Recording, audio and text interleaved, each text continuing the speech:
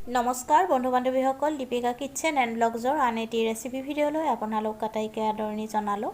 আজি আপোনালোকৰ বাবে মাছৰ এটি ধুনীয়া ৰেচিপি লৈ আহিলোঁ। আশা কৰোঁ আপোনালোকে ৰেচিপিটো চাই ভাল পাব আৰু যদি ভাল পায় তেন্তে ভিডিঅ'টোত লাইক, কমেণ্ট, শ্বেয়াৰ আৰু চেনেলটো ছাবস্ক্ৰাইব কৰি কাষত থকা বেল আইকনটো প্ৰেছ কৰি অন কৰি ৰাখিব। তেতিয়াহে মোৰ আহিবলগীয়া ভিডিঅ'ৰ নটিফিকেশ্যনবোৰ আপোনালোকে সৰ্বপ্ৰথমে পাব। আৰু ভিডিঅ'টো যদি ভাল লাগে তেন্তে ভিডিঅ'টো আপোনালোকৰ বন্ধু বান্ধৱীৰ সৈতে শ্বেয়াৰ কৰি দিবলৈ একেবাৰে নাপাহৰিব। তেন্তে আহকচোন ৰেচিপিটোৰ মাজলৈ আগবাঢ়ো। গেছত দুটা বিলাহী আৰু পিঁয়াজ পুৰি ল'ব লাগিব আৰু মাছখিনি নিমখ হালধি সানি ৰঙচুৱাকৈ ভাজি ল'ব লাগিব।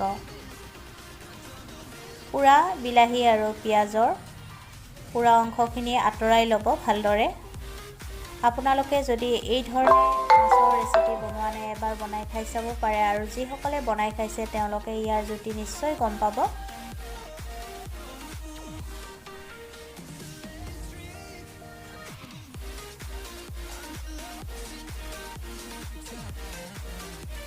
এতিয়া ভালদৰে কাটি ল'ব।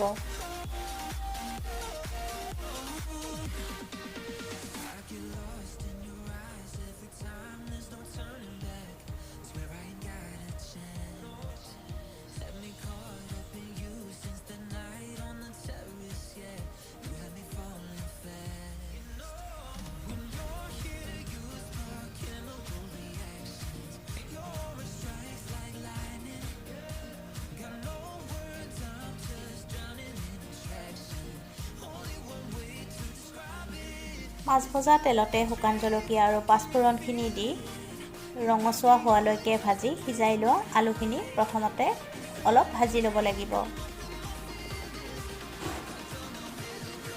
সোৱাদমতে নিমখ দি দিব। নিমখখিনি দি ভালকৈ মিহলাই ল'ব আৰু হালধি গুড়িখিনিও দি দিব।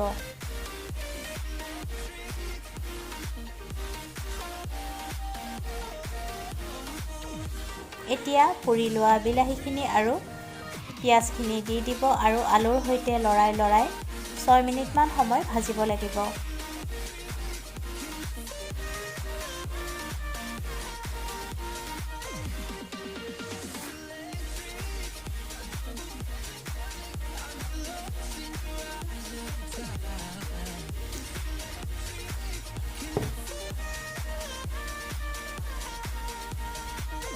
এতিয়া জোখমতে গৰম পানী দি দিব।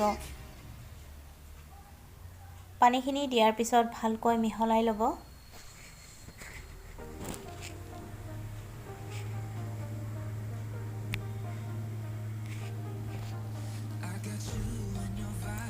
এতিয়া ভাজি ৰখা মাছখিনি দি দিব